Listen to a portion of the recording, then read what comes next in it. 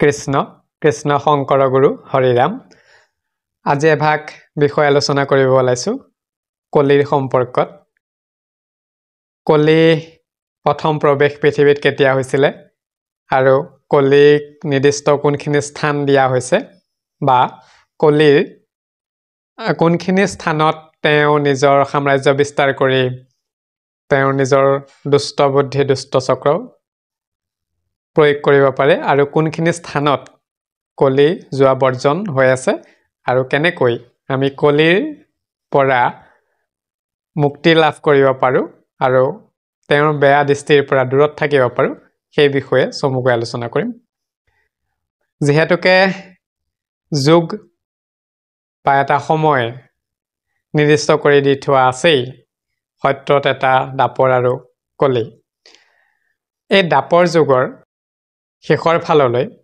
পঞ্চপাণ্ডৱৰ মধ্যম পাণ্ডৱ অৰ্জুন আৰু এই অৰ্জুনৰ নাতি পৰীক্ষিত অৰ্থাৎ অৰ্জুনৰ পুত্ৰ হ'ল অভিমন্যু আৰু তেওঁৰ পত্নী উত্তৰা এই অভিমন্যু আৰু উত্তৰাৰ পুত্ৰ পৰীক্ষিতে সমস্ত জম্বুদ্বীপ জয়লাভ কৰিছিল জম্বুদ্বীপ অৰ্থাৎ সমস্ত পৃথিৱীখনকে জম্বুদ্বীপ বুলি অভিহিত কৰা হয় প্ৰসংগক্ৰমে উল্লেখ কৰোঁ যে উত্তৰাৰ গৰ্ভত যেতিয়া পৰীক্ষিত আছিল তেতিয়া অশ্বত্থামাই এই পৰীক্ষিতক গৰ্ভতেই ধ্বংস কৰিবলৈ এটা প্ৰয়াস কৰিছিল আৰু বিষ্ণুৰ প্ৰভাৱত এই পৰীক্ষিতে উত্তৰা অৰ্থাৎ মাতৃগৰ্ভতে ৰক্ষা লাভ কৰাৰ কাৰণে তেওঁৰ আন এটা নাম বিষ্ণুৰাত বুলিও অভিহিত কৰা যায় অৱশ্যে পৰীক্ষিতৰ আৰু কেইবাটাও নাম আছে আমি সেইখিনি কথা আজিলৈ এৰিছো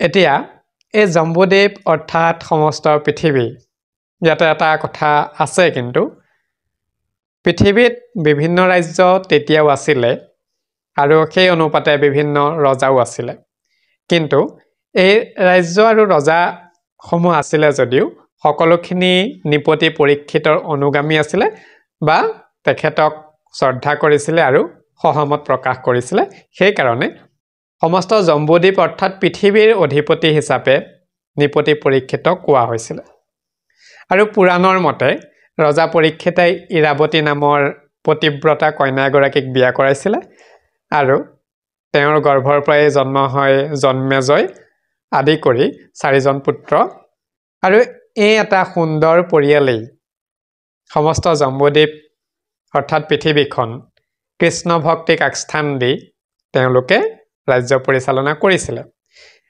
আৰু এটা কথা প্ৰসংগকে মই উল্লেখ কৰি থওঁ এই পৰীক্ষিতে 3বাৰকৈ অশ্বমেধ যজ্ঞ সম্পাদন কৰিছিল ৰজা বা ৰাজকাৰ্যৰ ক্ষেত্ৰত অশ্বমেধ যজ্ঞ সেইজন ৰজাৰ কাৰণে এটা বৃহৎ সাফল্য বুলি প্ৰকাশ কৰা যায় যেহেতুকে অশ্বমেধ যজ্ঞ সম্পাদন কৰিবলৈ কাৰণে যিখিনি ঠাইলৈ সেই ঘোঁৰা যাব সেই ৰাজ্যৰ ৰজাসকলে সেই উদ্যোক্তা অশ্বমেধ যজ্ঞৰ ৰজাৰ শৰণাপন্ন অথবা তেওঁ সহমত প্ৰকাশ কৰিবলগীয়া হৈছিল আৰু এই নিপতি পৰীক্ষিতে 3বাৰকৈ অশ্বমেধ যজ্ঞ সম্পাদন কৰিছিল আৰু সমস্ত বসুন্ধৰাতে তেওঁ নিজৰ প্ৰতিপত্তি বিস্তাৰ কৰিবলৈ সক্ষম হৈছিল এটা কথা কিন্তু গুৰুত্বপূৰ্ণ ৰজা নিপতিয়ে অকল বলপূৰ্বকভাৱে সেই সকল ৰজাৰ ওচৰত নিজৰ দক্ষতা বা নিজৰ প্ৰভাৱ বিস্তাৰ কৰা নাছিল সেই ৰজাসকলে আপোনা আপুনি নিজৰ বশ্যতা স্বীকাৰ কৰিবলৈ বা সখী হিচাপে বা আত্মীয়তা বান্ধোন ৰাখিবৰ কাৰণে নিজে আগ্ৰহ প্ৰকাশ কৰিছিল তেনেও বহুখিনি ৰাজ্য আছিল বা ৰজা আছিল বাৰু সেইখিনি আজিলৈ থাওক যেতিয়া নিপতি পৰীক্ষিতে এই সখাগৰা বসুন্ধৰাত ৰাজ্য বিস্তাৰ কৰি আছিল তেতিয়াই পৃথিৱীত কলিৰ প্ৰথমবাৰ প্ৰৱেশ ঘটিছিল পৃথিৱীত দাপৰ যুগৰ শেষৰ ফাললৈ নিপতি পৰীক্ষিতে যেতিয়া তেওঁৰ সমস্ত ৰাজ্য পৰিচালনা কৰি আছিল কৃষ্ণ ভক্তিৰ মাহাত্ম্যক আগস্থান দি সেইখিনি সময়তে সময়ৰ প্ৰভাৱত কলিৰ আগমন পৃথিৱীত ঘটিছিল যেতিয়া ৰজা পৰীক্ষিতে হস্তিনাপুৰত আছিল আৰু সেই হস্তিনাপুৰত থকা সময়তে কলিয়ে তেওঁৰ ৰাজ্যত প্ৰৱেশ কৰাৰ কথা শুনিছিল লগতে ৰজা পৰীক্ষিতে এই বুলিও কৈছিল যে মই জীৱিত থকা কাললৈকে এই কলিয়ে মোৰ ৰাজ্যত তাৰ দুষ্ট প্ৰকৃতি বা দুষ্ট স্বভাৱ বা অধৰ্ম ব্যাপিব নোৱাৰিব। সেই কাৰণেই ৰজা পৰীক্ষিতে কলিক বধ কৰিবলৈ কলিক বিচাৰি যাত্ৰা আৰম্ভ কৰিছিল। প্ৰসংগক্ৰমে আৰু এটা কথা কৈ থওঁ, কলি পৃথিৱীত প্ৰৱেশ কৰাৰ পাছত সেইখিনি সময়তে বা তাৰ কিছুদিনৰ আগৰে পৰা বিষৰূপ ধাৰণ কৰি ধৰ্মই পৃথিৱীত ভ্ৰমণ কৰি আছিল। ধৰ্ম মানে যমৰজা এক বিষৰূপ ধাৰণ কৰি যেতিয়া পৃথিৱীত ভ্ৰমণ কৰি আছিলে আৰু কলি পৃথিৱীলৈ আগমন হোৱাৰ পাছতেই সেই বিষৰূপী ধৰ্মৰ 3খন ভৰি কুবাই কুবাই ভাঙিছিল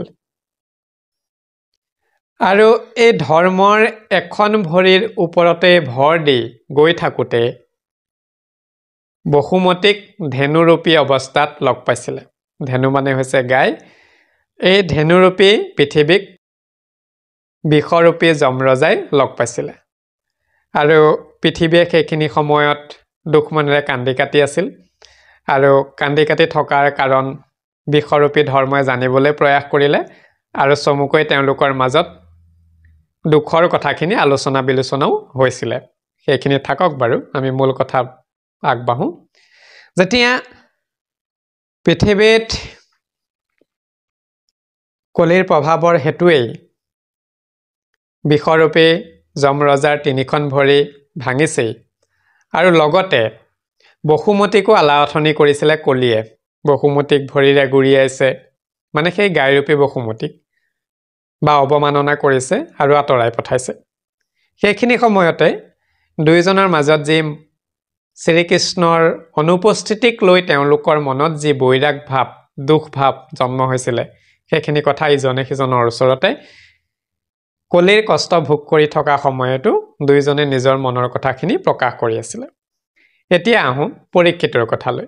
নৃপতি পৰীক্ষিতে যেতিয়া অভিযান চলাইছিলে কলিক বধ কৰা এটা মানস লৈ আৰু সেই অভিপ্ৰায় তেওঁ যেতিয়া ভ্ৰমণ কৰি আছিলে, তেতিয়া নৃপতি পৰীক্ষিতে কুৰুক্ষেত্ৰ স্থলীত উপস্থিত হৈছিলে, যি পূৰ্বতে এই ভাৰত যুদ্ধ হৈছিলে কৌৰৱ পাণ্ডৱক লৈ।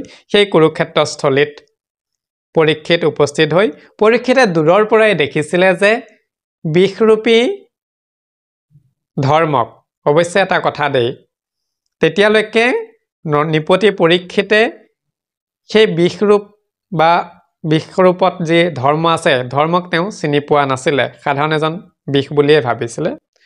আৰু লগতে তেওঁ দেখা পাইছিলে দূৰৰে পৰা যে এটা বিষক এজন ৰাজ পোছাক পৰিধানকাৰী কদাকাৰ ব্যক্তিয়ে লাঠিৰে কোবাই আছে আৰু ইতিমধ্যে 3খন ভৰি ভাঙিছে। অৱশিষ্ট এখন ভৰিকো সেই ৰাজ পোছাক পৰিধান কৰা ব্যক্তিজনে কোবাই আছে আৰু ৰজাৰ তেতিয়া খং উঠিছে। নৃপতি পৰীক্ষিতে তেতিয়া খং কৰি সেই বিষৰ ওচৰলৈ আহিছে আৰু লগতে সেই ৰাজ পোছাক পৰিধান কৰা কদাকাৰ ব্যক্তিজনক সাৱধান বাণী দিছে যে তুমি নিৰীহ প্ৰাণী দুটাক অৱমাননা কৰিছা, কষ্ট কৰিছা, তোমাক মই এতিয়া সদায় নেৰিম বুলি। সেইখিনি সময়ত মহাকলিয়ে পৰীক্ষিতক চিনি পাইছে। পৰীক্ষিতেহে কলিক চিনি পোৱা নাই, কাৰণ কলিয়ে ৰাজ পোছাক পৰিধান কৰি আছে। নৃপতি পৰীক্ষিতক দেখি কলিৰ মনত এতিয়া সংশয় জন্মিছে, ভয় জন্মিছে যে মোৰ এতিয়া হয়তো সন্মুখত বিপদ আহি পৰিব পাৰে আৰু সেই কাৰণে তেওঁ তাৰ পৰা পলাই যাবলৈ এটা প্ৰয়াস কৰিছিলে, যদিও পৰীক্ষিতৰ প্ৰভাৱত কলি পলাই যাব নোৱাৰিলে। কলি তাতেই থাকিব লগা হ'ল আৰু পাছতে পৰীক্ষিত, বিষ আৰু এই বসুমতী, এই 3জনৰ মাজত কথোপকথন হৈছে আৰু 3জনৰ কথোপকথন হোৱাৰ মাধ্যমেৰে পৰীক্ষিতে সেই বিষক বা বসুমতীক বা সেই গাইৰূপী বসুমতীক পৰা সেই কষ্টৰ কাৰণ কি তাক জানিবলৈ এটা চেষ্টা কৰিছিলে আৰু বিষৰূপী সেই ধৰ্মই তেতিয়ালৈকে পৰীক্ষিতে জনা নাই যে সেয়া যমৰজা হয় বা ধৰ্ম হয়। সেই বিষয়ে পৰীক্ষিতক কৈছিলে যে তোমাৰ কথা আমি জানো। কাৰ কথা জানে? নৃপতি পৰীক্ষিতৰ কথা জানে। যে তুমি কৃষ্ণৰ ভকত হোৱা, তুমি পাণ্ডৱৰ বংশধৰ হোৱা, এই কথাখিনি আমি জানো। গতিকে তোমাৰ কথাক আমি সকলো প্ৰকাৰে বিশ্বাস কৰোঁ, তোমাক আমি মনৰ পৰা শ্ৰদ্ধাও কৰোঁ। গতিকে তুমি যে সুধিছা আমাৰ দুখৰ কাৰণ কি, আমাৰ কষ্টৰ কাৰণ কি, আমাক ইমান কষ্ট কোনে দিলে, সেই কথা আমি তোমাক ক'ব নোৱাৰিম। বিষৰূপী ধৰ্মই পৰীক্ষিতক কৈছে যে আমি যে ইমান কষ্টত ভুগি আছোঁ, এই কষ্টৰ কাৰণখিনি আমি তোমাক ক'ব নোৱাৰিম। কাৰণ এই কষ্টৰ কাৰণ বিভিন্নজনে বিভিন্ন ধৰণে প্ৰকাশ কৰে। এইখিনিতে কিন্তু ধৰ্ম যে নিজৰ ধৰ্মত থাকে, এই কিছু কথা ইয়াত প্ৰকাশ ঘটিছে। তেওঁ কেনেদৰে প্ৰকাশ কৰিছে যে সেই কষ্টখিনি কাৰ কাৰণে পাইছে, পোনপটীয়াকৈ কোৱা নাই, কিন্তু তেওঁ যুক্তিসন্মতভাৱে দৰ্শনগতভাৱে সেই কথাখিনি প্ৰকাশ কৰিছে। এই বুলি কৈছিলে পৰীক্ষিতক বিষৰূপী ধৰ্মই, যে প্ৰথমে কৈছিলে যে জ্ঞানীসকলে কয় যে আত্মাইহে আত্মাক কষ্ট প্ৰদান কৰে। জ্ঞানীসকলে কি বুলি কয় যে কষ্ট যে আমি জীৱনত পাওঁ, এই কষ্টখিনি আত্মাৰ প্ৰভাৱতে, আত্মাৰ দ্বাৰাইহে লাভ কৰে, যাৰ কাৰণে আত্মাৰ প্ৰভাৱতে এই কষ্ট পোৱা যায় বুলি কৈছে। দ্বিতীয়তে আকৌ কৈছে যে যিসকল কুতৰ্কবিদ পণ্ডিত আছে, এই কুতৰ্কবিদ পণ্ডিতসকলে জীৱৰ দুখ কষ্টৰ কাৰণে দেৱতাসকলক নানাভাৱে দোষাৰোপ কৰে, যে দেৱতাসকলৰ কাৰণে হৈছে। আৰু অন্যহাতে আকৌ প্ৰকাশ কৰিছে যে দৈৱজ্ঞ জ্যোতিষীসকলে কয় যে গ্ৰহৰ প্ৰভাৱতেহে এই কষ্টখিনি পোৱা যায়, গ্ৰহগতিৰ দুখ থাকিলে এনে পীড়া পায়, সেই বুলি কৈছে। আকৌ কোৱা হৈছে যে মীমাংসাবিদসকলে আকৌ বেলেগ প্ৰকাৰে কয়, যে মীমাংসাবিদসকলে কয় যে কৰ্মৰ ফলতহে জীৱই দুখ কষ্ট ভোগ কৰিবলগীয়া হয়। আকৌ প্ৰকাশ কৰিছে যে মানুহৰ মাজত প্ৰচলিত যি শাস্ত্ৰ আছে, লগতে নাস্তিক শ্ৰেণীৰ লোকসকলে কয় যে জীৱৰ স্বভাৱৰ বাবেই জীৱই দুখ কষ্ট বা দুখ সুখ ভোগ কৰিবলগীয়া হয়। আকৌ বিষৰূপী ধৰ্মই পৰীক্ষিতক আকৌ কৈছে যে ঈশ্বৰৰ যিসকল একান্ত ভকত, সেই একান্ত ভকতসকলে বিশ্বাস কৰে যে সুখ দুখ এই পৃথিৱীত যিমানখিনি পোৱা যায় সকলোখিনি ঈশ্বৰৰ ইচ্ছাতেহে হয় বুলি কৈছে। গতিকে বিষৰূপী ধৰ্মই পৰীক্ষিতক এইখিনি কথা বুজাই দিলে যে বহু লোকে বহুভাৱে এই কথাখিনি প্ৰকাশ কৰে, মতি অনুসৰি তেওঁলোকৰ বিশ্লেষণ প্ৰয়োগ কৰে বা প্ৰকাশ কৰে। মানুহে সঠিক কথাটো নজনাৰ ফলতেই যাৰ যেন মতি তেনেকৈ প্ৰকাশ কৰে বুলি কৈছে। সেইকাৰণে এই পৰীক্ষিতই সোধা প্ৰশ্নটোত যে এই দুখ কষ্টনো তোমালোকে কিয় পালা, তাৰ কাৰণত বিষৰূপী যমৰজাই বা ধৰ্মই তেনেকৈ প্ৰকাশ কৰিছে। সেইকাৰণে ভাগৱতত আছে, মই সুৰ নলগাওঁ, চমুকে ক'বলৈ প্ৰয়াস কৰিম, শব্দখিনি স্পষ্টকৈ প্ৰকাশ কৰিবলৈ চাওঁ। ভাগৱতত সেইকাৰণে কৈছে যে কোনে দুখ দেয় যিটো পুচিলা সংশয়, কহিবে নপাৰো তাক নিপতি নিশ্চয়। মই তোমাক নিশ্চয়কৈ ক'ব নোৱাৰিম যে কাৰ কাৰণত বা কিহৰ দ্বাৰা আমি কষ্ট পাইছোঁ। সেইকাৰণে কৈছে যে কহিবে নপাৰো তাক নিপতি নিশ্চয়, মই নিশ্চয়কৈ ক'ব নোৱাৰিম। পিছত ভাগৱতত আছে যে জ্ঞানী বোলে দেয় দুখ আত্মাই আত্মাক, কুতৰ্কী পণ্ডিতে দুখে নানা দেৱতাক। জ্ঞানীসকলে আত্মাই আত্মাক দুখ দিয়ে বুলি কয়, আৰু কুতৰ্ক পণ্ডিতসকলে সকলোখিনি দেৱতাৰ প্ৰভাৱতেই হয় বুলি কয়। আৰু পিছত ভাগৱতত আছে যে গ্ৰহে পিৰৈ দৈৱজ্ঞৰ জ্যোতিষ প্ৰমাণ, মীমাংসকে বোলৈ সবে কৰ্মেশে প্ৰধান, লোকাৱৰ্তী শাস্ত্ৰত স্বভাৱে সবে কয়, যাৰ যেন মতি কহৈ নজানে নিশ্চয়। যাৰ যেনেকৈ মতি তেনেকৈ কয়, নিশ্চয়কৈ কোনেও ক'ব নোৱাৰে যে এই নিৰ্দিষ্ট এই এটা কাৰণতেহে আমি দুখ কষ্ট পীড়া উপভোগ কৰোঁ। এই বুলি ধৰ্মই নিপতি পৰীক্ষিতক কৈছে। পাছত আকৌ কোৱা আছে যে একান্ত ভকতসকলে কেনেকৈ ঈশ্বৰতে সকলোখিনি সমৰ্পণ কৰে। ভাগৱতত সেইকাৰণে আছে যে একান্ত ভকত সবে কহে যেন ন্যায়, মিলৈ সুখ দুখ আদি ঈশ্বৰৰ ইচ্ছাই, তত্ত্ব নপাই কহৈ যাহাৰো যেন মতি, কৰি উক বিমৰিষ আপুনি নিপতি।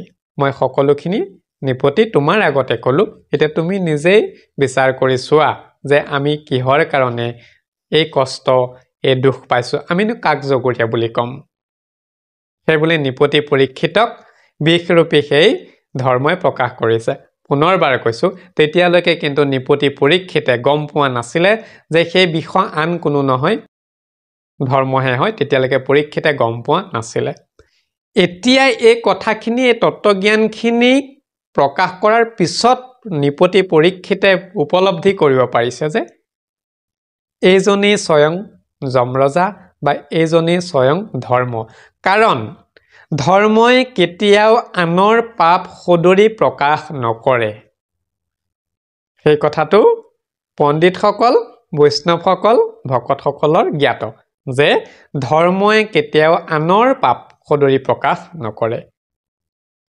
এই তত্ত্বখিনিৰ পৰা নিপতি পৰীক্ষিতে বুজি পালে যে এয়া আন কোনো নহয় এই বিষৰূপ ধাৰণ কৰা হৈছে ধৰ্মই আৰু যেতিয়া এইখিনি কথা দুয়োজনৰ মাজত আলোচনা হ'ল ওচৰতে পৰীক্ষিত আছিলেই কলি আছিলেই আৰু লগতে বসুমতী গাই ৰূপত আছিলেই আৰু যেতিয়া এই কথাখিনি আলোচনা হৈ আছে কলিয়েও কিন্তু এই কথাখিনি শ্ৰৱণ কৰি আছিলে আৰু সেই কাৰণে পৰীক্ষিতৰ ওচৰৰ পৰা কলি পলাবলৈ আকৌ প্ৰয়াস কৰিছিলে কিন্তু কলিৰ তেনেকুৱা দুষ্ট প্ৰবৃত্তিৰ স্বভাৱটোৰ পৰা তেওঁ হাত সাৰিব নোৱাৰিলে পৰীক্ষিতৰ মাত্ৰ এটা চাউনিতে কলি তাতেই আকৌ থাকিবলগীয়া হ'ল পাছত ধৰ্ম যে বিষৰূপত আছে সেই কথাটো ভাগৱতত আছে ভাগৱতত এনে বুলি আছে যে হেন শুনি পাইলা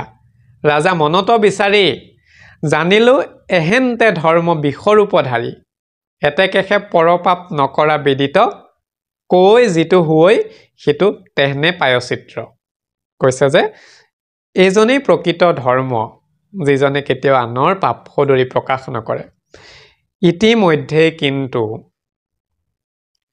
পৰীক্ষিত তাত উপস্থিত হোৱাৰ আগতেই ধৰ্মৰ অৰ্থাৎ সেই বিষৰূপী ধৰ্মৰ সত্য শৌচ মানে হৈছে সুচিতা দেই তপ মানে তপস্যা আৰু দয়া এই চাৰি পদৰ তিনি পদ ইতিমধ্যে গৰ্ব আৰু বিষয়া লগতে মদ্যপানজনিত মত্ততাৰ ফলত নষ্ট হৈছিলে আৰু অৱশিষ্ট যি পদ সত্য আছিলে সেয়াও নষ্ট হওঁ অৱস্থাত আছিলে আৰু সেই কলিয়ে নষ্ট কৰিবলৈ এটা প্ৰয়াস কৰি আছিলে আৰু ওচৰতে যি সেই গায়জনী আছিলে সেই গায়গৰাকী যে গাভীৰূপে ওচৰত কান্দি থকা সেই গৰাকী যে পৃথিৱী তেতিয়া পৰীক্ষিতে সেই কথাও গম পালে আৰু লগতে তেতিয়াহে গম পাইছিলে যে সেই ৰাজ পোছাক পৰিধান কৰা কদাকাৰ ব্যক্তিজন আন কোনো নহয় এজনেই স্বয়ং কলি যাক মই বিচাৰি ফুৰিছিলোঁ ৰজা পৰীক্ষিতে সকলো বুজি পালে তেতিয়া যে এই সকলো কষ্ট পীড়াৰ কাম কৰি আছে কলিয়ে পৃথিৱীত প্ৰৱেশ কৰিয়ে সেইখিনি কৰিছে তেতিয়া খন্তেকৰ কাৰণে হৃদয়ত পৰীক্ষিতে অনুভৱ কৰিছিলে সেই পীড়াখিনি বুজিব চাইছিলে যে স্বয়ং যমৰজা ধৰ্ম স্বয়ং বসুমতীক কলিয়ে আহিয়ে ইমান কষ্ট দিছে তেনেস্থলত যদি এই কলিৰ কুপ্ৰভাৱ পৃথিৱীত বিস্তাৰ কৰিবলগীয়া হয় তেন্তে হলে আৰু কেনেকুৱা অৱস্থা হ'বগৈ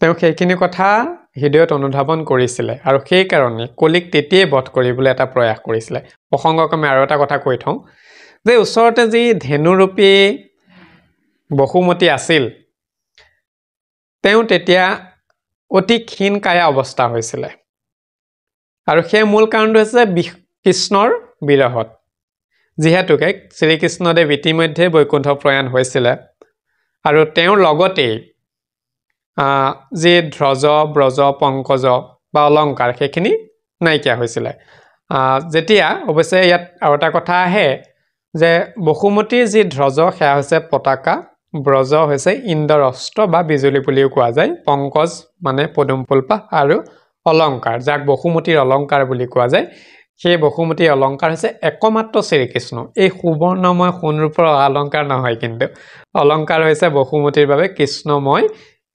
একমাত্ৰ সেই চিন্তা সেই দৰ্শন বা সেই পৰশ হৈছে বসুমতীৰ অলংকাৰ আৰু শ্ৰীকৃষ্ণদেৱ নথকাত তেওঁ সেইবোৰ নাইকিয়া হৈছিলে আৰু তাৰ কাৰণেই তেওঁ যেন বেছিকৈ দুখত জৰ্জৰিত হৈছিলে সেই বুলি প্ৰকাশ আছে।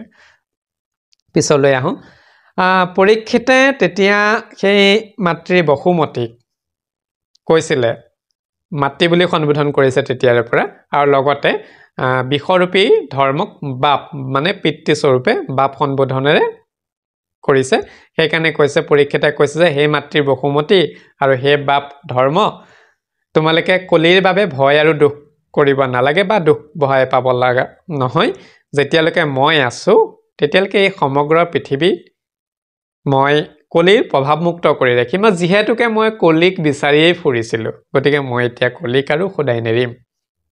পাছত ৰজা পৰীক্ষিতে যেতিয়া সকলো বুজি পাইছিলে যে কলিৰ প্ৰভাৱতে ইমানখিনি বসুমতী আৰু স্বয়ং যমৰজা বা ধৰ্মই কষ্ট ভোগ কৰিবলগীয়া হৈছিলে, সেইকাৰণে নৃপতি পৰীক্ষিতে সেই তেতিয়াই কলিক বধ কৰিবৰ কাৰণে হাতত তৰোৱাল তুলি লৈছিলে।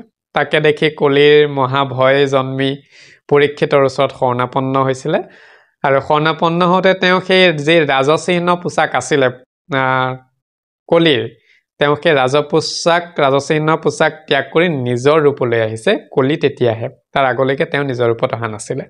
সেইকাৰণে ভাগৱতত আছে, যেতিয়া পৰীক্ষিতে কলিক বধ কৰিবলৈ হাতত তৰোৱাল লৈ গৈছিলে আৰু পৰীক্ষিতে যেতিয়া ভয় খাইছিলে, তেতিয়া ভাগৱতত এনেকে আছে পদত যে হেন দেখি কলিৰ ভয় অতধাতু যায়, ৰাজচিহ্ন মানে সবে পুইলাক খসাই দণ্ডবতে পৰিহাতে ধৰিয়া চৰণ, ত্ৰাহি ত্ৰাহি বুলি তান্তে পখিলা শৰণ।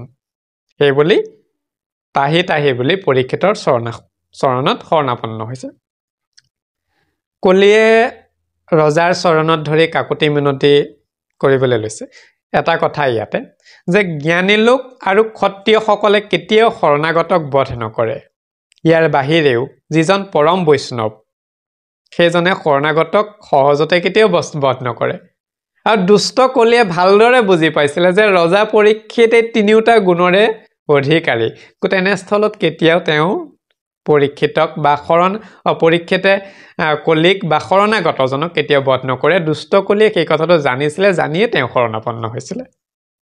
কাৰণ পৰীক্ষিতৰ লগতো যুদ্ধ কৰি কলিয়ে তিষ্ঠি থাকিব নোৱাৰে, গতিকে তাৰ বিকল্প উপায় শৰণাপন্নটোৱে শ্ৰেষ্ঠ হিচাপে মানি লৈ দুষ্ট বুদ্ধিৰে কলিয়ে পৰীক্ষিতৰ ওচৰত সেইকাৰণেই শৰণাপন্ন হৈছিলে। পৰীক্ষিতে তেতিয়া কলিক কৈছিলে যে মোৰ ৰাজ্যত তুমি বাস কৰিব নোৱাৰিবা। কিয় নোৱাৰিবা? কাৰণ তুমি ধৰ্ম পথত থকা নহয়, তুমি অধৰ্মৰ বন্ধু, তুমি পাপৰ পাৰম বুলি কোৱা যায়। পাৰম মানে হৈছে আৰম্ভ বা সূত্ৰপাত হোৱা বা ভূমিকা গ্ৰহণ কৰা। য'ত পাপৰ আৰম্ভ হয় তুমি তাতে থাকা, আৰু তুমি সদায় কলহ প্ৰিয়, মানে কাজিয়া পাচালত তুমি সংগ দিয়া, আৰু তোমাৰ দ্বাৰাই লোভ লালসা দম্ভ অহংকাৰ এইবোৰ বেছিকৈ উগ্ৰ ৰূপত প্ৰতিষ্ঠিত হয়। তোমাৰ যিসকল বন্ধু আত্মীয় আছে সেইসকলক দুষ্ট, সৎ, কপটতা, চোৰ, ডকাইত, মিছলীয়া আৰু যি মিছা মায়া বা কুলক্ষ্মী বা তোমাৰ এই সংগখিনিয়ে বেয়া। গতিকে তুমি ইয়াত ৰাজ্য বিস্তাৰ কৰা মানে তুমি আহিয়ে ইমানখিনি কৰিলা, গতিকে তুমি ইয়াত থাকিব নোৱাৰিবা। সেইবুলি নিৰ্দেশ দি দিছিলে এক প্ৰকাৰে প্ৰথম অৱস্থাত নৃপতি পৰীক্ষিতে কলিক।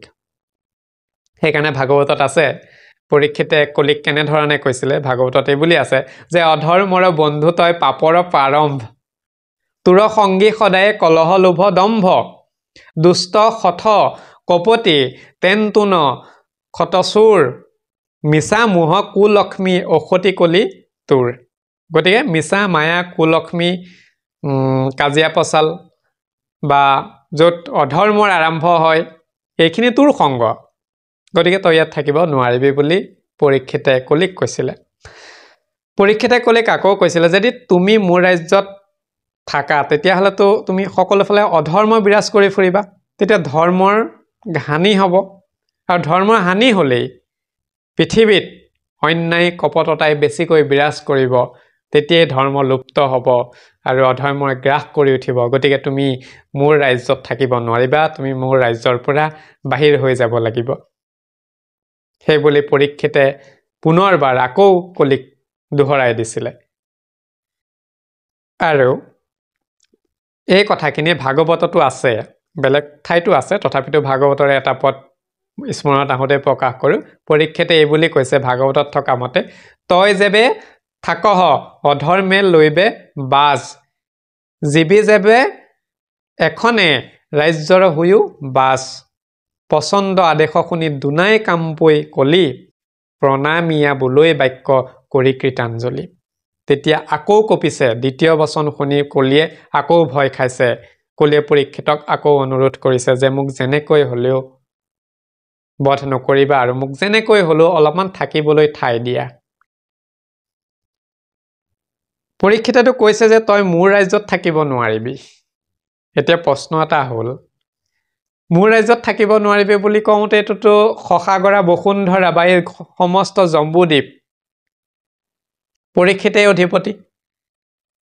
মোৰ ৰাজ্যত থাকিব নোৱাৰিবি মানে এই পৃথিৱীৰ পৰা বাহিৰ হৈ যাব লাগিব। তেতিয়া পৰীক্ষিতক কলিয়ে অনুৰোধ কৰিছে এই বুলি ভাগৱতত আছে যে শশাগৰা পৃথিৱী তোমাৰ সবে ৰাজ, নাই একো পুৰি মূৰ প্ৰভু তাত বাজ, জয়ীকে যাইব তৈতে সবে তোমাৰ এখে লোক, নেদাঠাই যেবে এটিক্ষণে কাটিউক। যে শশাগৰা পৃথিৱীত কেৱল তোমাৰে ৰাজত্ব, মই যলৈকে নাযাওঁ তাতেই কেৱল মই তোমাৰেই মানুহ পাম। যদি মোক ঠাই অকণমান থাকিবলৈ নিদিয়া তেন্তে হ'লে মোক এতিয়াই কাটি পেলোৱা। কিন্তু কলিয়ে এইটো কথা জানে। কলিয়ে পৰীক্ষিতৰ ওচৰত শৰণাপন্ন হৈছে। পৰীক্ষিতে কেতিয়াও শৰণাগতক আঘাত নকৰে। তথাপিতো কৈছে যে তুমি মোক অলপ ঠাই দিয়া, কাৰণ পৃথিৱীত পৰাতো মই যাব নোৱাৰোঁ, থাকিবই লাগিব। সেইকাৰণে পাছত কৈছে যে পৰীক্ষিতৰ এই কথা পৰীক্ষিতে এই কথাখিনি শুনি কলিৰ যি অনুনয় বিনয় শুনিলে, তেতিয়া তেওঁ কৈছিলে যে যিদৰে এখন সাগৰত মানিকো থাকে ঠিক সেইদৰে তাত শামুকো থাকে। কেনেকৈ কথাৰে দুষ্ট কলিয়ে পৰীক্ষিতক বান্ধিবলৈ প্ৰয়াস কৰিছে চাওক। এইখিনি কথা শুনি পৰীক্ষিতৰ মনত কলিৰ প্ৰতি সামান্য দয়াভাৱ উপজিছে।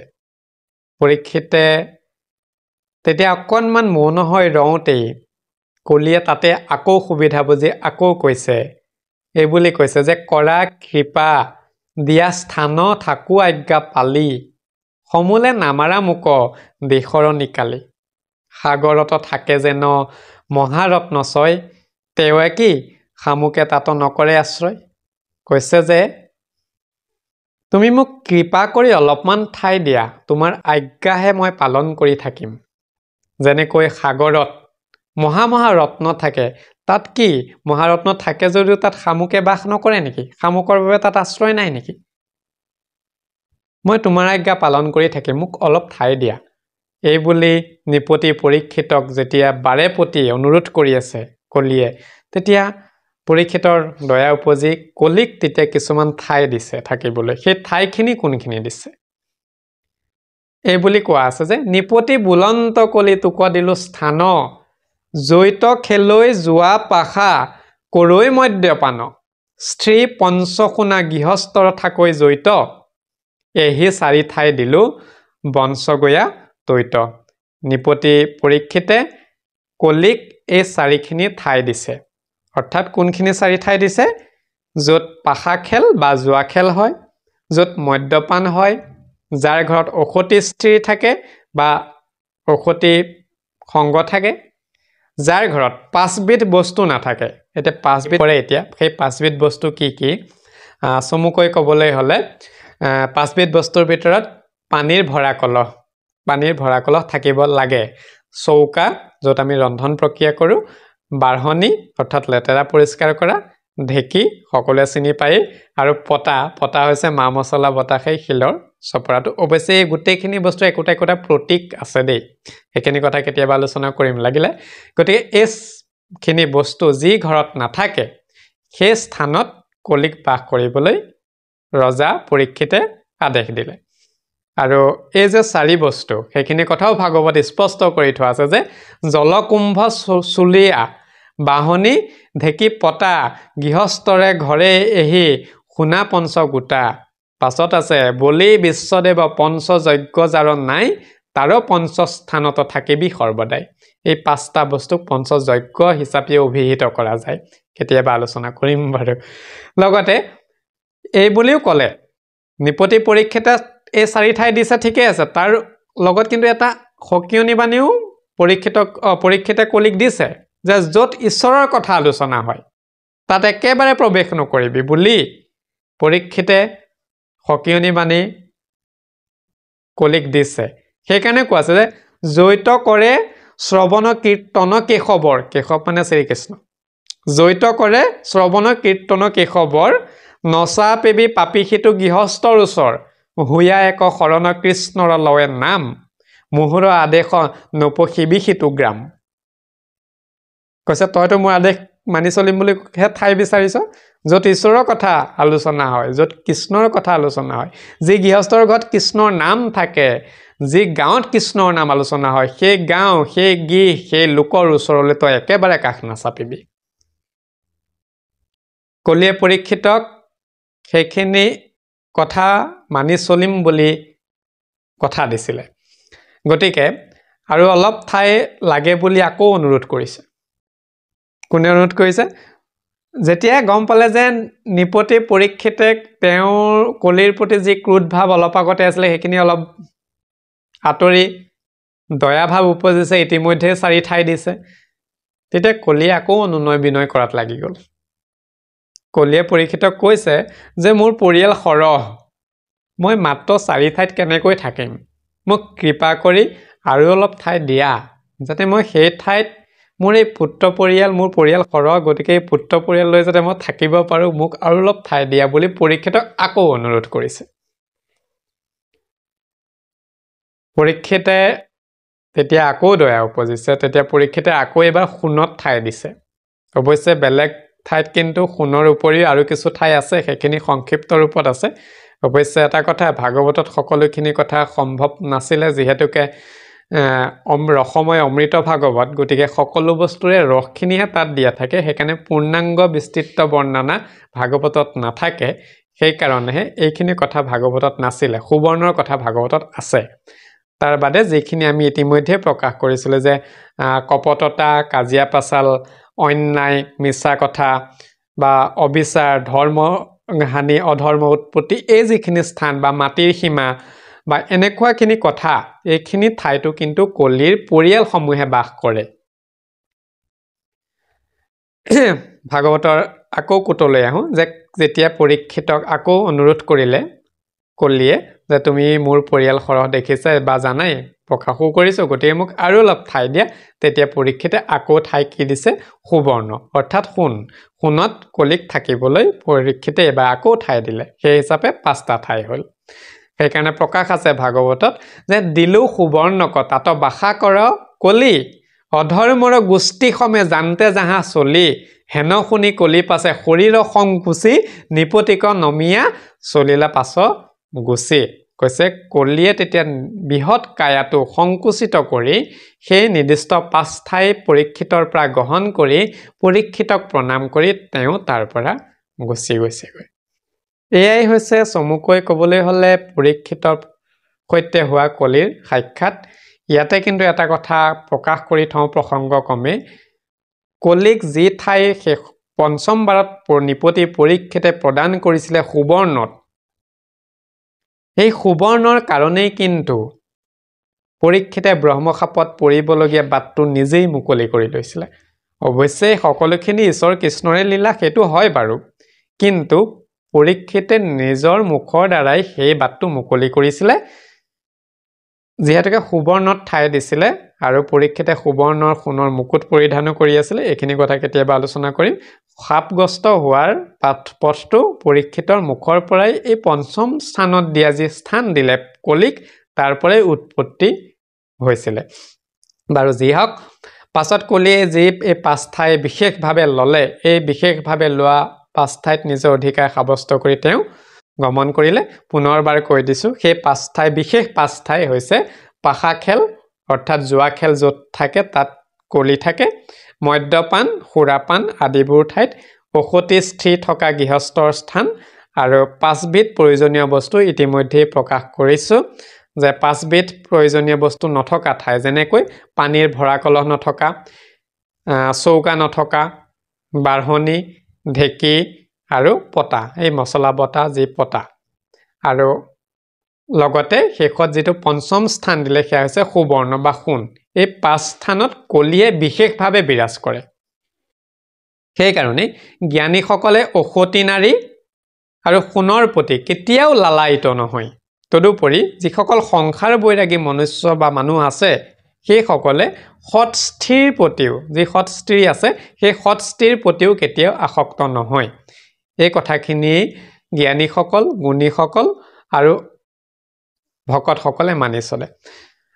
ৰজা পৰীক্ষিতে যেতিয়া কলিক নিগ্ৰহ কৰিলে, নিগ্ৰহ মানে হৈছে দমন কৰা বা শাসন কৰা, নিগ্ৰহ কৰিলে আৰু ধৰ্মক ৰক্ষা কৰিলে, আৰু তেতিয়াই পৰীক্ষিতৰ দ্বাৰাই পৰৱৰ্তী সময়ত ধৰ্মৰ যি তপ, শৌচ আৰু দয়া, এই 3খন ভৰি কলিয়ে যে ভাঙিছিলে, কলিয়ে 3খন ভৰি ভাঙিছিলে নহয়, অৱশিষ্ট এখনকো সত্য নামৰ ভৰিখন যি আছিলে সেই ভৰিখনো কোবাই আছিলে।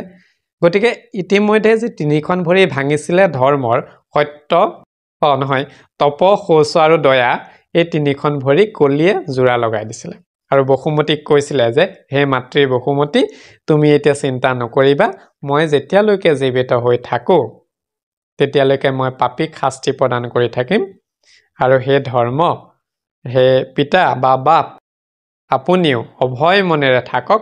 অৱশ্যে অভয় দিবলগীয়াতো নহয়, তথাপিতো আপুনি অভয় মনেৰে থাকক, আৰু যেতিয়ালৈকে মই ৰাজধৰ্ম পৰিচালনা কৰি থাকো তেতিয়ালৈকে পৃথিৱীত বা মোৰ ৰাজ্যৰ ৰাজধানীত তেতিয়ালৈকে কলিৰ প্ৰভাৱ বেয়াকৈ যিখিনি ঠাই দিয়া হৈছে তাৰ বাহিৰত প্ৰভাৱ বিস্তাৰ কৰিবলৈ মই নিদিম। সেই বুলি দুয়োজনকে, বসুমতী আৰু ধৰ্মক প্ৰণিপাত জনাই পৰীক্ষিতে নিজৰ গন্তব্যস্থানলৈ গমন কৰিছিলে। এইখিনিয়ে হৈছে চমুকৈ উপস্থাপন কৰিলোঁ। ইয়াতেই কলিৰ প্ৰথম প্ৰৱেশ আৰু কলিৰ প্ৰভাৱত হোৱা প্ৰথম পীড়া বা কষ্ট, আৰু কলিৰ নিৰ্দিষ্ট স্থানখিনি, আৰু কলি কোন ঠাইলৈ যাব নোৱাৰে চমুকৈ ক'বলৈ হ'লে ঈশ্বৰৰ স্থান য'ত থাকে, নিয়মে সংযমে যি গৃহস্থী ধৰ্ম পালন কৰে। আমাৰ আশ্ৰম জীৱনত 4 প্ৰকাৰ থাকে, ব্ৰহ্মচাৰ্য, গাহস্থ, বানপ্ৰস্থ, সন্ন্যাস। আশ্ৰম অনুসৰি সকলোৱে নিজৰ কৰ্ম যেতিয়া সম্পাদন কৰি থাকে তেতিয়া গৃহস্থী ধৰ্মৰ বাহিৰত থাকিলেও সেই আশ্ৰমৰ যদি ভিতৰত পৰে তেতিয়াহ'লেও কলিৰ প্ৰভাৱৰ পৰা চিৰমুক্তিল হৈ ঈশ্বৰ কৃষ্ণৰ চৰণত বা আদি দেৱতাৰ চৰণত শৰণাপন্ন হ'ব পাৰিলেও কলিৰ প্ৰভাৱৰ পৰা মুক্ত হৈ থাকিব পাৰে। অৱশ্যে কলি ধৰ্মৰ বৃহৎ কিছু মাহাত্ম্য আছে কিন্তু, আৰু এই কলি ধৰ্মত বা কলি যুগত মনুষ্যই সহজে গতিও লাভ কৰিব পাৰে। দেৱতাসকলেও এই কলি যুগত আহিবলৈ বৃহৎ প্ৰয়াস কৰিছিলে। বাৰু এইখিনি কথা দীঘলীয়া হ'ব, পৰৱৰ্তী কেতিয়াবা আলোচনা অনুষ্ঠানত প্ৰকাশ কৰিবলৈ প্ৰয়াস কৰিম। আজিলৈ এৰিছোঁ। সুধী সমাজ আৰু ভকতসকলৰ চৰণত প্ৰণিপাত জনাই সেৱা নিবেদিছোঁ। কৃষ্ণ কৃষ্ণ শংকৰ গুৰু হৰিৰাম।